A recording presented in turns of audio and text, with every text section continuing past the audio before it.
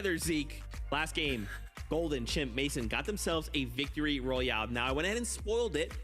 They're in 9th place, right? Jumping from 18th, as Jacob called out, going into that game, all the way up to 9th place. Well executed from the trio, but the job's not done, right?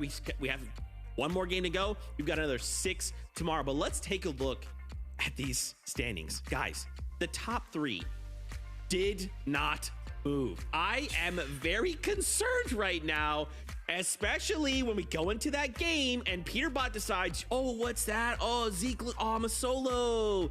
No, what am I gonna do? Oh, I guess I just turn it on, go ahead and get 3rd place with 11 eliminations. Okay, Peterbot, okay.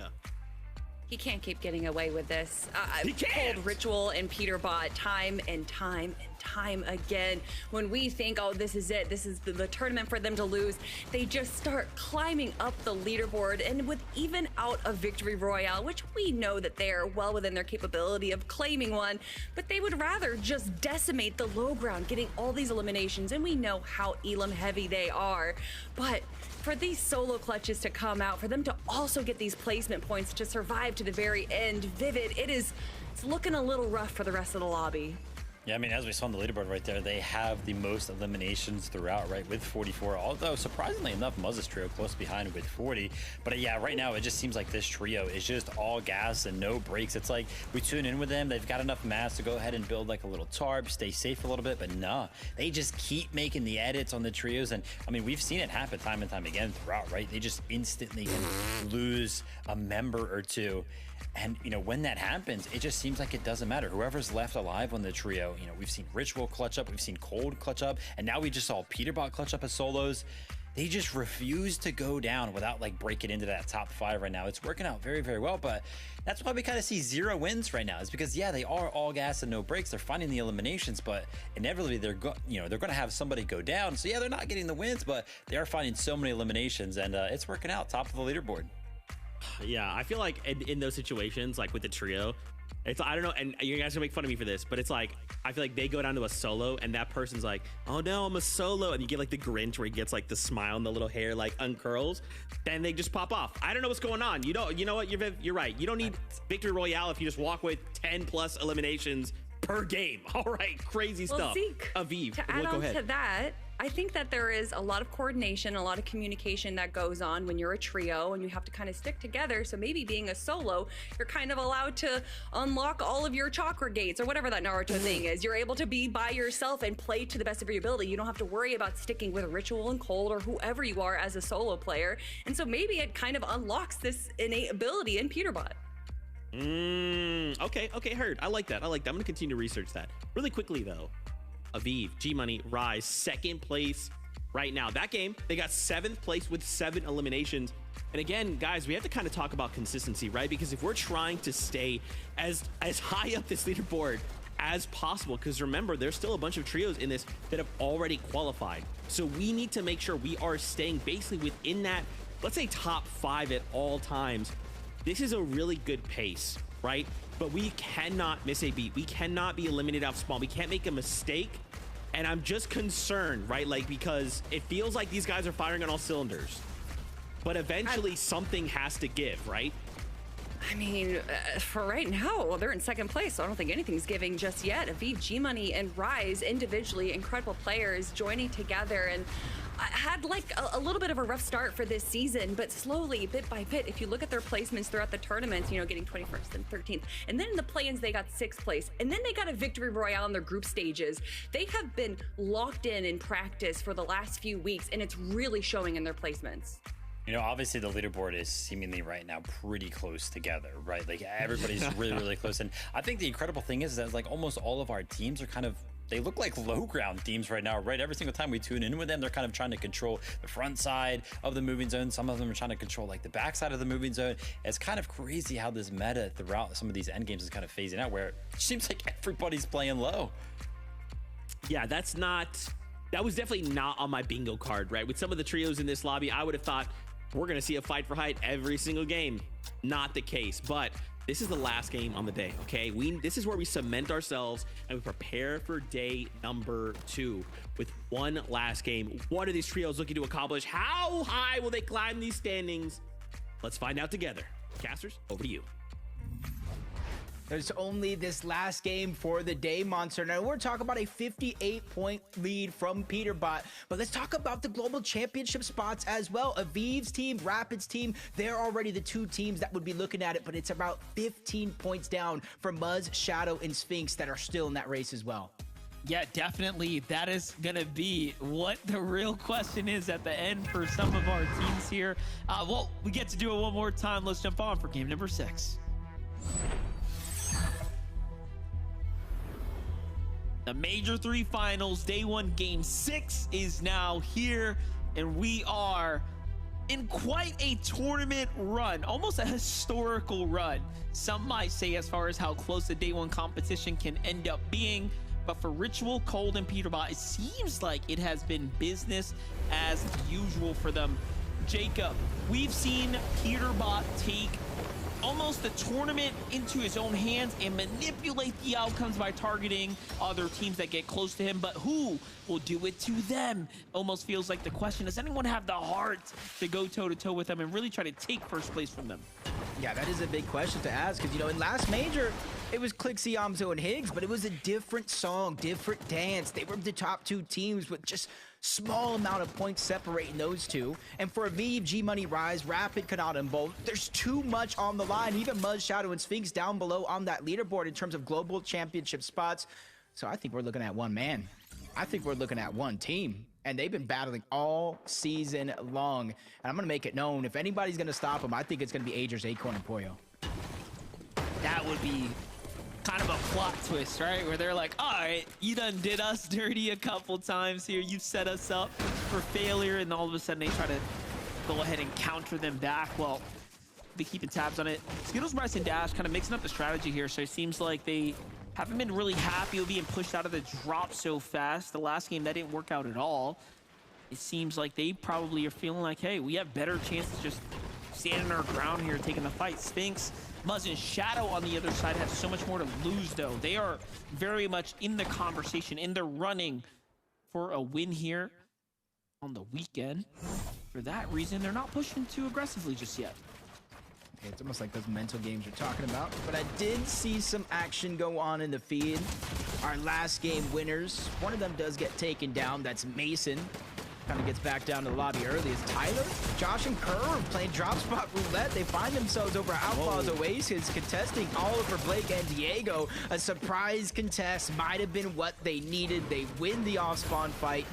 And with only 20 points so far, most of those coming from this game, this might be what they need to start to build that confidence, to start to build that momentum. Because where you land here really says a lot about the type of day you're going to have tomorrow.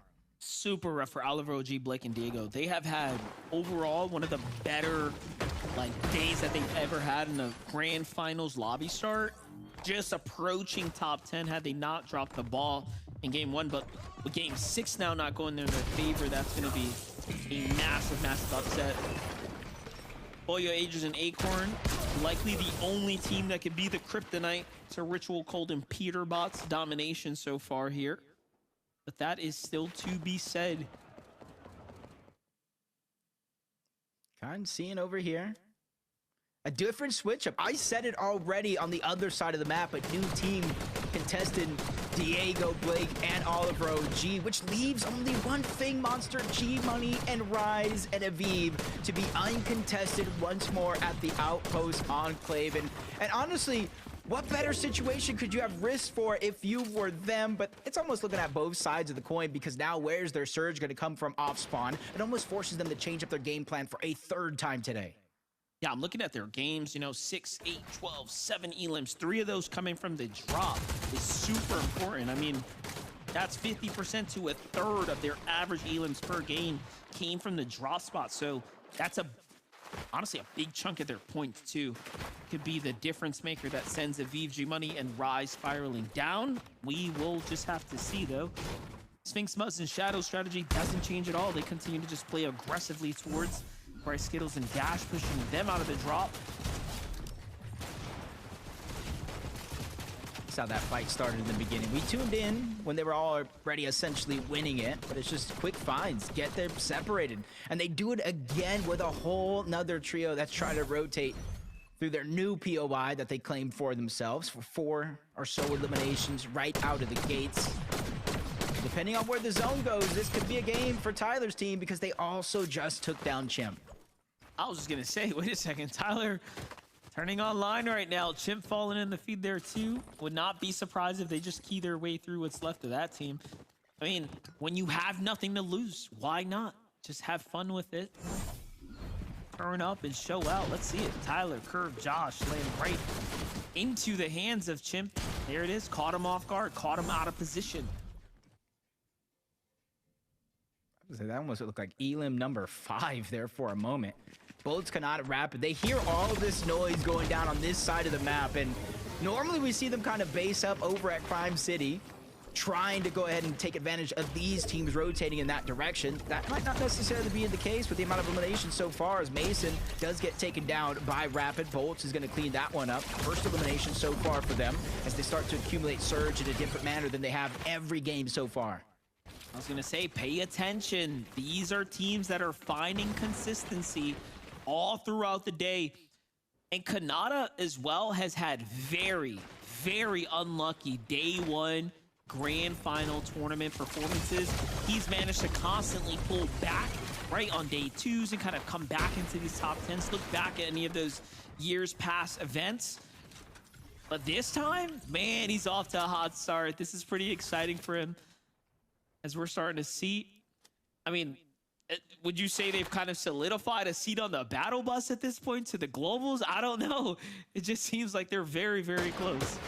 Yeah, as much as I want to say yes, I also don't want to be the one everybody blames as cursing a team like that, especially during a hot streak that they're in. And another team right here, Clixie, Hamzo, and Higgs, changing up their game plan. They found some success in that last game. It was a little bit of a clutch, but they went ahead, instead of hunting teams down for Surge, we saw how risky that was in earlier games, to setting up back to normal. The Surge bases, shoot off at teams in the distance. And another thing is the zone is pulling towards the north, so teams will have to rotate into them, which makes this more and more of a reason why this is a good game plan. Yeah, it seems pretty much like a no-brainer for them right now to just kind of stand their ground here with the zone on top of them. Reets super tagged up there, but Phaser here finding Tyler and his team on their warpath right now, and see Josh right there in the mix too. No King here. They have an Elim, so it seems like they must have wrapped up a fight against Josh's trio. Found a little trade, but they're going to be the first to disengage now. Looks like they're going back on over to Lone Wolf to get the reboot. It's in zone. In my head, might be a little bit risky, but they might have also pushed some teams out. They know not too many players are currently there, especially since they're using those dash sprites to cover the distance as quickly as possible. Next island is going to be appearing, and it does look like it's going to go all the way over towards Pump Power, which is a Vert, Ishao, and Taki map that they can kind of take. They already have the medallion locked down, which is honestly a little surprising considering this is the one few islands we know Peterbot, Cold, and Ritual spawn nearby and could potentially be a threat to. Like the setup here. Nothing really opening to them just yet though, even though they got this nice elevation.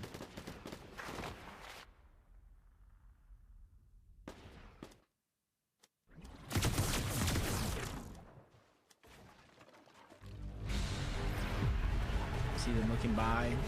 Spire is going to spawn this time around, which makes a little bit more sense why they're not keying over towards that island. And Peterbot sets his eyes on the north side of the map, the Supernova Academy. You know as well as I do, everybody else at home knows Clixie, Hamzo, Higgs. They not only land over there, but sometimes they do tend to take that railing, which boosts you all the way from Supernova to Brutal Boxcars. And usually traps his team or two off guard, but that's been a strategy Peterbot, Cold, and Ritual known for a while and know to watch out for. Big fight going down right now for Boyo Ages and Acorn though. Kind of like the setup here. This is right south of the Demon's Domain, so they've rotated down into Aimred's trio here. Trying to see if they can squeeze away some extra points. Seems like more than just a damage play. I think they're trying to close that gap to catch up to first and second. There's a lot going on here too. Look at this, two teams kind of lurking about.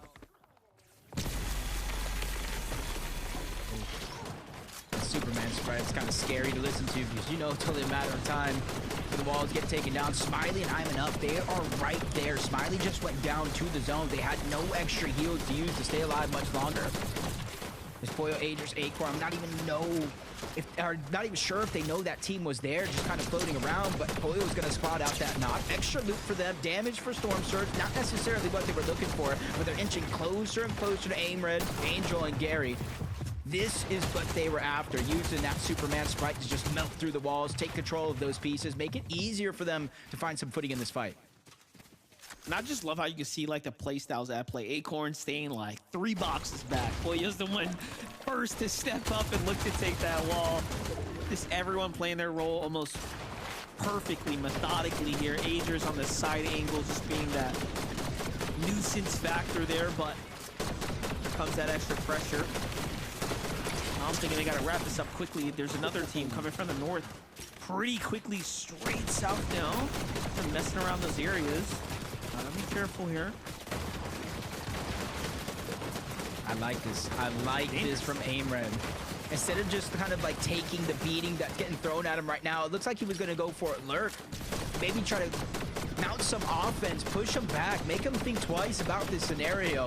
But he didn't really see anybody to go after. They're all hunkered underneath their own builds, just putting a huge amount of pressure, getting them to burn through their materials. So even if they do find a way to disengage and stay alive, they're going to have to farm somewhere. Spire rifle structure damage is just too good. The pressure lasts too long. Who's this? Looking at this team in the distance here. Oh no!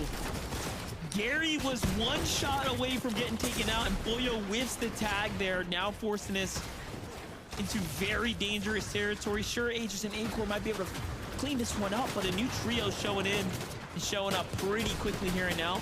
They're going to be the first to be collapsed on because they're on the outside, so forced to go a little bit further inside. Meanwhile, Sleepsy takes the high ground here. This is bad now. Yeah, even Angel's underneath trying to heal, but that's a huge signal that you're giving away in the audio visuals. But with everybody kind of stuck underneath in those builds, it kind of gives that team up above just no real sign of confidence. They're going to disengage on out. Does look like they're still looking for Angel, that solo, the audio visuals, but this is how Poyo got caught off guard.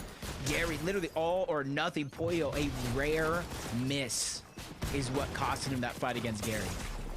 Just shows you, you know, can't make a mistake. Doesn't matter who you're fighting. If you're in the grand finals, you're here for good reason. You are a threat even to the best. I was just thinking, I saw him with 2 eliminations. I was like, what? Uncontested? Where'd the elims come from? They get Noxie down across the map, and G-Money was already there. He immediately pushes over and gets the elimination onto Ozone. Oh my, what a sneaky, sneaky fella G-Money is. Just look at them go. How they clean things up here at the Kappa Kappa factory. They'll be able to get their pickups going, get them right back into the game. More points going their way now, just making up for the lack of contested early game.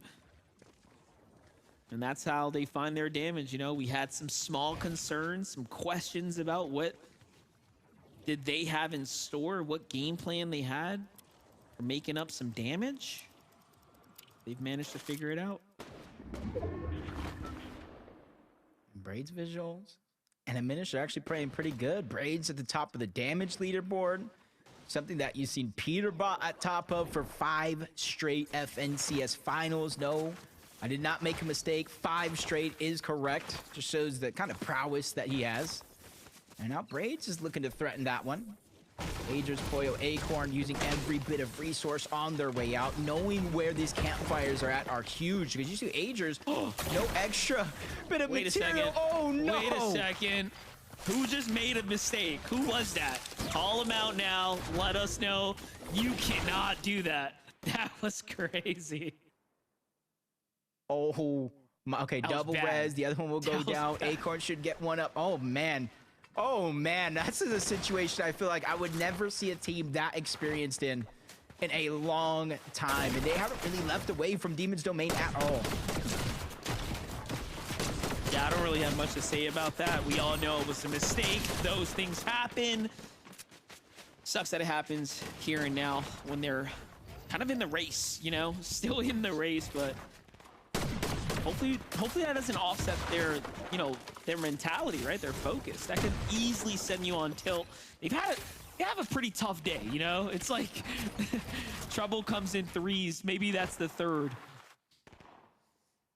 Such like exactly what you're saying. It's such a high and low, facing kind of both ends of the spectrum overall. Back-to-back wins to start it off.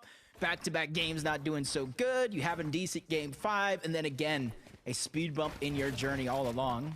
Bugha, Craze, and Threats. When we look at zones so far throughout this entire tournament, this one in the final game of the day should be the zone that suits a team like Bugha, Craze, and Threats so well. They land over towards Utopia. They kind of set up that triangle formation in terms of surge bases to kind of cap out on their overall surge. And as the zone shifted towards the north, they immediately rotated along with it.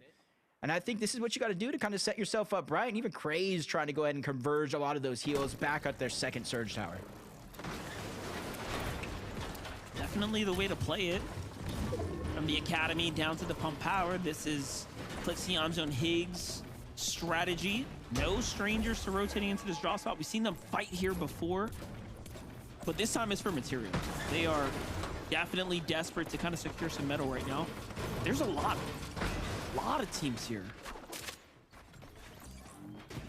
Yeah, it's not just metal either. You see kind of all of them lacking in break as well. Leon finds a sneaky opportunity to land some damage on Yamzo, but Clicks immediately jumps on over. He's able to slip his way on out, but they become a little bit of the focus of the lobby on the side of Pump Power. Clicks realizing they're trying to disengage, giving them the confidence to try to mow him down. He's able to get the first knock onto Liam. Higgs is breaking through the side wall. He's feeling more and more confident. That knock gave him a little bit of a green light, but I think Reet and Curly are there on the other side as well, so they have to be careful. That was just such a high-level execution by Clicks right there. It may have looked like he was going to mindlessly key in, but you saw him just pause at the door, just watch and listen as the lobby joined in the fire, not putting himself into harm's way. And this is just, I feel like, again, the evolution, the growth of Clicks as a competitive player is very nicely done. And again, Liam, Xavi, and Neko have played very good early game fights. This is a team that does very well in fights, so you have to put a lot of respect on them. And they've been pretty consistent getting up into this stage. Just honestly, when your day starts with a triple contested fight, it's not the most confidence building day that you can have, but you got to be able to close it out to make it so. As Aim Red runs into Acorn yet again.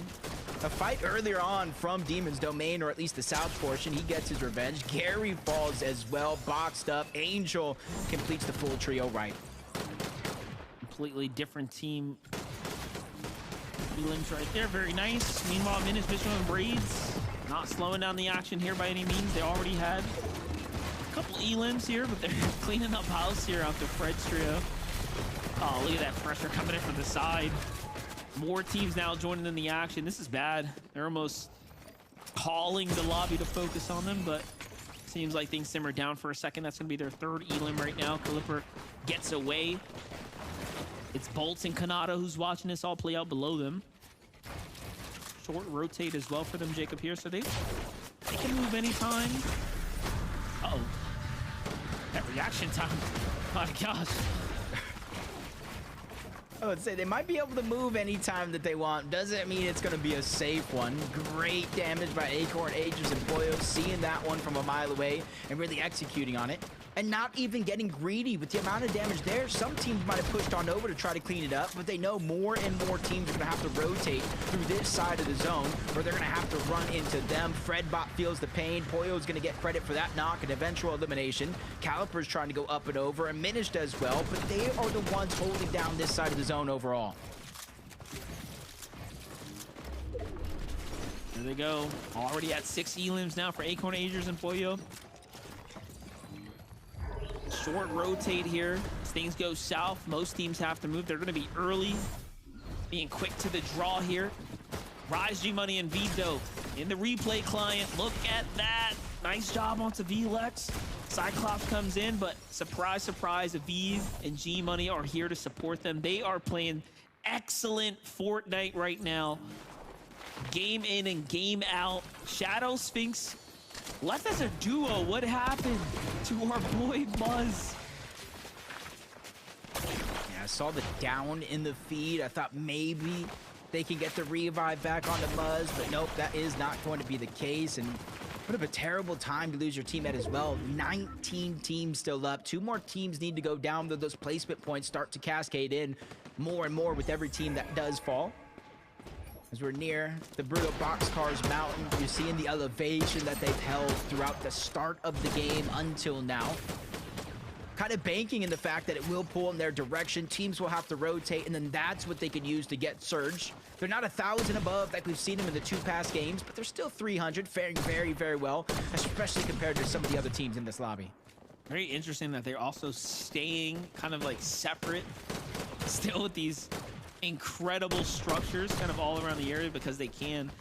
I almost feel like they want to solidify like a really strong lead, and they're not doing anything out of the ordinary here.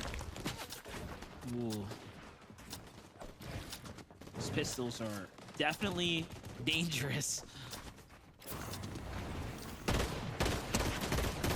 Oh, looking down below. He does land some damage onto Josh, but not the first or the last shot, so no shockwave effect coming into play. Taki Vert and E-Shell.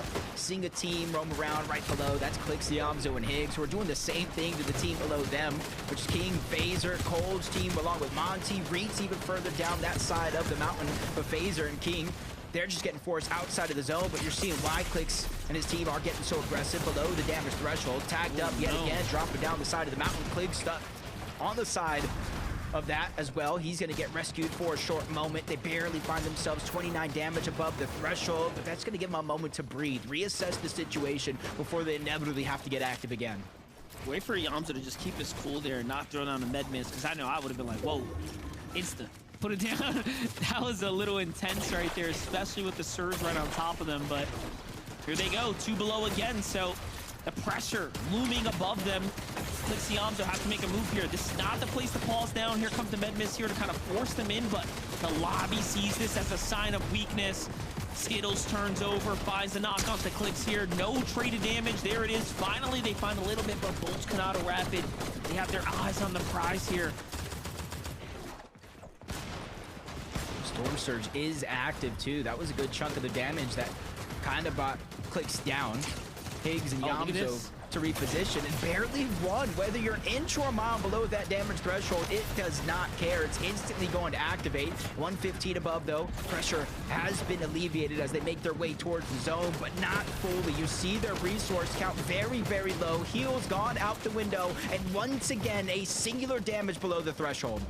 Acorn and Agers have the high ground right now as well. They're positioned well over the lobby here. Peterbach, Cold, and Ritual have opted to go into the ultimate low right now. Now up into another box here. They find a fresh trio, force that player out. He goes dashing across. This is still a rotate they have to make here, so they're not in the clear just yet. Only a single elim, a very slow and steady game right now for them. I'm looking at the bird's eye view. I see Kanata, Bolt, Rapid, Yamzo, Higgs still alive here, making the move as well. Kanata, Bolt, and Rapid running their way up the top as well. The more elims they get, the closer and closer they get to closing those gaps. Unfortunately, you saw Reek get taken down. Shadow falls. Wow. Around 15th place for him, Muzz, and Sphinx. That's got to be a nightmare way to end the day. But luckily for them, 6 more games to pick up the pace tomorrow. Higgs still suffering for active surge. Storm damage as well. Backside of the zone. It overtakes him. But PH Sin actually gets the elimination, but does not reap the reward. No siphon. He immediately goes down in seconds. If only he wasn't a duo still. Higgs would still be in the game, but there you have it. Just shy of the top 15. We're just inside of it. Cold, Peterbot, Acorn taking their time now, even playing this med miss. And this is what I talked about. I can tell that they just want to ease their way into a nice, comfortable lead for tomorrow so they could just run away with this tournament. Likely to go for high ground now. We'll see. They want to play for this victory royale here. Boyo, Agers, Acorn give up the positioning here as they run out of material. They're forced to find a refresh here.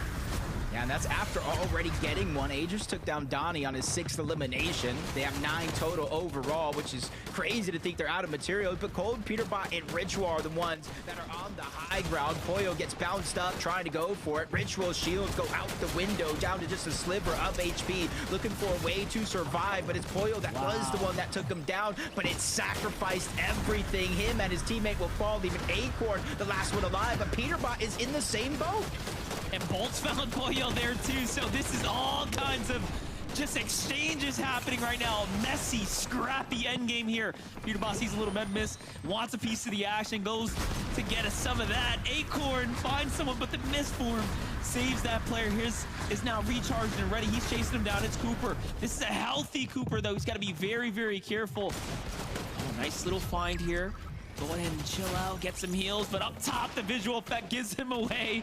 And back he gets sent. Meanwhile, it's Booga, Craze, and Threats who are setting themselves up for the potential win. Yeah, they're the only full trio left in this game. Reet is no longer in it, but Curly and Cooper were able to get the high ground in that moment. Kanata finally getting cleaned up. Another elimination for Craze. They need this game. We were talking about the bubble for global championship qualifiers. They're not even in the top 3 for those teams, but Craze finds and steals away that elimination from Peterbot, but he's ready to fight back. 1v3, those numbers, the math is math, and they're able to take it away. And now it's a 3v2. Cooper and Curly are ready for this fight. This is a big fight for them right now. It's going to be hard to win with Cooper fully healthy here, but the material count. Curly just has a singular build. Cooper burns through what he had left, but the low ground team barely has any either, so Miss forms up, cancels it early. Booga takes the high ground, jumps down to support Threats. Threats falls here. Can the Siphon come through? It's up to Booga and Craze, and of course, they do it in the end, and that will be their first victory royale.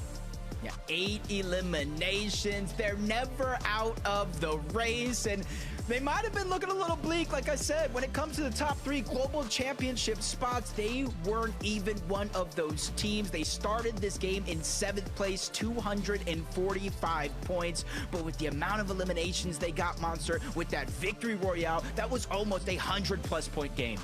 That's exactly what they needed to put themselves closer and closer to that top 5, maybe even 3rd place seat. Remember, Muzz Shadow Sphinx fell early, so they did need a little bit of, you know, their momentum to kind of slow down, and they found it. But more importantly, they found so many elims in the end game there. Look at that. And then a full-on clash. Well played for Booga to just maintain kind of his strategy here, stay calm, and then take a Game 6 victory. It was just a matter of time for Booga, Threats, and Craze, though. Yeah, especially since how consistent they have been playing up into this point. Every single game has been in the top 8, but that game number 5. And, well, they picked up the pace, they made up for lost time, and scored big to close out the day, Monster. Yeah, for sure. Well, listen, that was a fun day 1 just to kick things off from myself and Jacob. We're out of here, so let's send it on Zeke to bring us home. Thank you guys so much. As always, fantastic cast on the day. My gosh. Hey, Kelly, who won that? What was it? Booga! That's Booga. right! Let's go! Booga! 6th game victory. Thank you for joining on the joke with me, Kelly. I appreciate that. I cannot believe this from the trio in the last game of day number 1, right? We've kind of continued to see them like place within the top 10, right? They've only had one game outside of the top 10. That was the top 15. And then every other game, it's like a 6th, an 8th, an 8th, a 3rd, and now a victory royale. Now, obviously, I think if we're trying to be critical, I think the one thing I would say is like, hey, overall, I'm loving what the team is doing. I think they probably just need to try and find a few more eliminations. But at the end of the day, and you'll see on the standings in just a moment, these guys are in top 5 right now, okay? This is a really strong place to be going into day 2. But I think we still have work to do for day number 2, right, Kelly? Yeah, just to, you want to be confident going into day number 2, and you want to be confident going for that global championship spot. And if you look, honestly, there's a lot of teams within contention, especially considering that we still have 6 more games to go. But Zeke, you started off by saying I couldn't believe to see, like, we got to see Booga, Threats, and Craze do this in the final game. But honestly, I can believe it. Booga, Threats, and Craze, or just Booga and Threats as a duo, have consistently throughout the year performed pretty well and consistently placed themselves at the top of the leaderboard, just not within that spot of the global championships. And we can see Craze, so many games. He is the one that has all the eliminations. He's the one that's making all the plays. And Bugha and Threats are just making sure that they set the stage for him. I mean, we saw the exact same play earlier on throughout the day, right? Where Bugha and Craze were alive. They go ahead and use the Mistworm at the very last moment. It didn't work out for the win there, but this time they had Threats by their side. It worked out there. They go ahead and pick up game number 6. But it's no surprise, Zeke. I mean, we saw the top of the leaderboard right there, right? Peterbot, Cold, and Ritual sitting pretty comfortably in the first place spot right there. But I don't know, Zeke, right? It was another one of those clutches. I mean, only 3 eliminations for the trio in the last game right there. Peterbot kind of had to dip out into the storm to make sure they clutched up the 3rd place spot. Of course, we know these guys. We know they can pull out the clutches, but I just want to see the win. I want to see the whole trio live. Both got 100, 100. All of them got 100, 100. You know, they're chilling. I want to see that win, but we just didn't see that from the trio today. What we did see, though, that I really liked from Peterbot's trio, sorry, Zeke, to cut you off there, but there was a moment where they actually used the pistol to launch themselves for height, which is something that I don't personally, I don't know if anyone else has, but I haven't personally seen that as frequently, and they just did it so well. So even when Ritual, Cold, and Peterbot may not have the exact loadout that they want, they're still able to be very thrifty with their loadout. Yeah, no, I love that too as well, Kelly. Thank you so much for pointing that out. I was gonna just say, like, I think that's a really good point, Vivid, because I think on paper, if you just came to me and said, like, hey, there's this trio and it doesn't matter kind of what situation we see them in, they're always left as like a solo in the end game, I would not assume, hey, this is a trio that's leading in first place, right? Yeah. And yet for some reason they still are putting up these insane numbers. I almost like, I wish I could understand or like know what is causing them to be put into these solo clutch moments, because it's like, if we could just figure that out, if you could tell me there's an end game where Ritual, Cold, and Peterbot are all alive and are all kitted, they win that game every time, right? But for some reason it's like, oh, maybe a person dips out or maybe a person takes a bad peek or something, they start to kind of crumble, and then it's always just one of them left alone. So I don't know, maybe something to show up for day number 2, Kelly. Maybe it doesn't matter. Maybe, right, they just keep doing what they're doing and they just end up winning it all anyway. I don't know. I think that they're a very much high risk, high reward trio where they don't necessarily need to have the perfect loadout for heal offs at the end game. They go for refreshes instead. And obviously it's a big question mark. If you're even if you get the elimination, that doesn't necessarily mean that you're going to get the loot that player drops. And so I think that when they go on these aggressives and they're kind of clearing out the low ground, it's so hard to actually focus on what's going on because you're moving around a lot. You're constantly rotating. So I think that's the case. I think when we've seen Peterbot dominate more strongly, like what we did from game 2, they do it from height and they kind of condition the rest of the lobby so that they just have it. No one looks for height and then they just control it from there, but they're sticking to the low ground now, Vivid. So I really think that it's these aggressive plays that we know for them to make, and it's just not panning out exactly. Yeah, I mean, obviously playing well, right? First place leaderboard, hard to kind of critique anything that's kind of going on there, but we know Zeke, second place right behind them. Yeah, man, Rapid Kanata Bolts. I mean, to see them win game number 3 today with the 11 eliminations, rather, such a high point of the competition. And then they just continue to be consistent, right? If we just look at just their placements, 8th, 3rd, 1st, 4th, 6th, 4th, these guys have only placed out of the top 5 twice today. Like, that is so crazy. And when you just kind of look at the spread of their eliminations as well, it's very clear why they're in second place. Now, obviously, they want to win, right? They want to come back for day number 2 and us to be able to say, hey, Peter, who, right? Kanata wants only eyes on their trio. So I'm excited to see kind of, obviously, fantastic first day, what adjustments we make coming into day number 2. I think that the priorities for early and mid game are pretty like on point. I think going obviously for Spires if it's nearby, also these dead side rotations that I've seen them take a few times have definitely put themselves into a good position as to why we're seeing them at the end game time and time again. But honestly, when it comes down to it, is that it's really hard to just be able to be a strong trio on the low ground when there is a dozen people just fighting each other. It's so hard to keep track of it, but looking at this leaderboard, going from 1st to 10th place is a 228 point difference.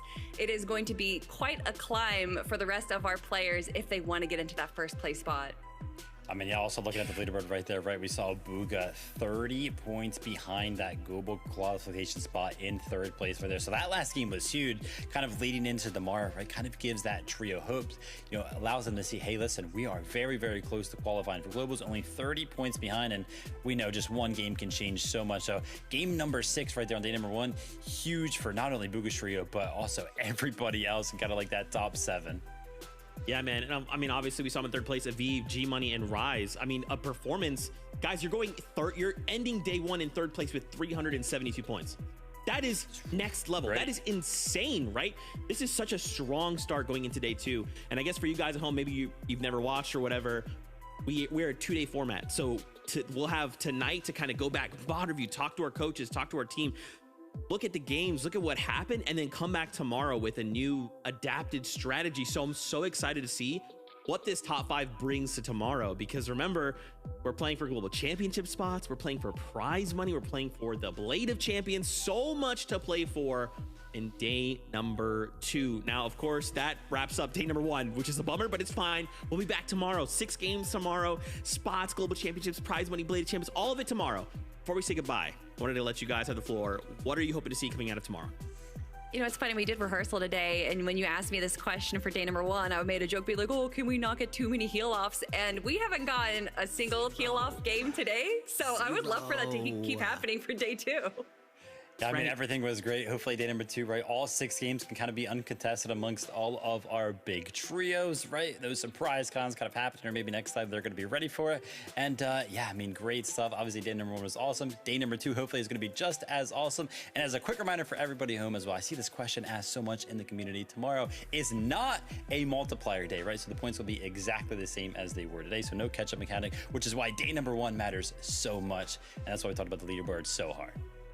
That's right. Now, obviously for us, we're going to go back. We're going to start looking at all these games. Come back tomorrow to prepare ourselves for day number 2. Break down some of the things we saw and, of course, highlight more trios tomorrow. Now, if you like this, don't forget EU is before us. They have their own set of 6 games. They have champions over there. They have global championship qualifying spots there as well. So much Fortnite tomorrow. It is a massive day. And again, it will give us the complete picture of who will be going to the global championships, not just for us, but for EU and every other region as well. Oh, it's exciting. Let's start day 2. Go ahead, start up production, start the games. Anyway, we'll be back tomorrow. Until then, as always, we love you. Keep yourself safe, and we'll see you on that battle bus. Beep, beep.